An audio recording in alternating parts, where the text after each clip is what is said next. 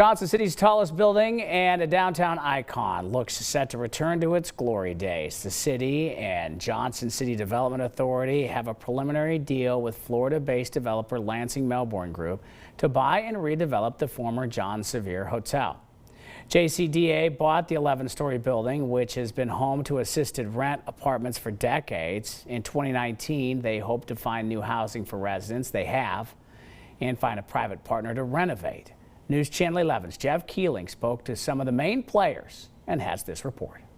You could call it the whole kit and caboodle.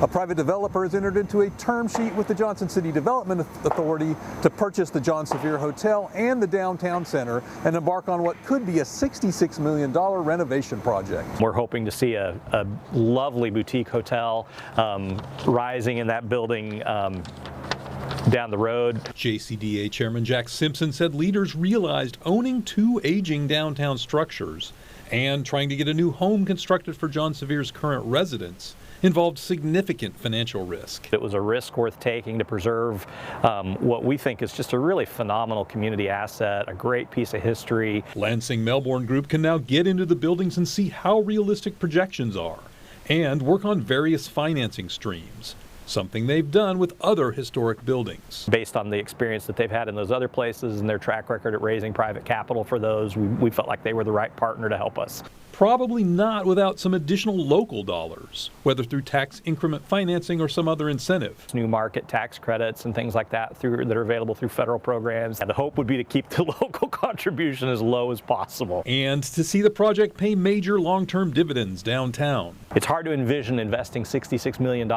into this building in downtown Johnson City without it raising the tide of everything around it. So we're excited about what the whole downtown core will look like. LMG's Peter Flotz says projects like this have become points of civic pride. We're going to uncover jewels over and over again as we get in there and start demolishing things and bringing light into the space. And transformed downtowns economically. It's finding that willing partner, finding a community that's going to appreciate the work that has to go into this, and then having that sort of diverse, broad economic base around that will support what's going on. If all goes well, the buildings could be sold by late next year and construction could be complete by late spring 2028.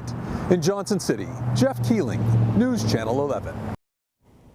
Thank you, Jeff. Simpson and LMG both say the downtown center, with a 343-space parking garage and 27,000 square feet of office and retail space, is also a key component of that project.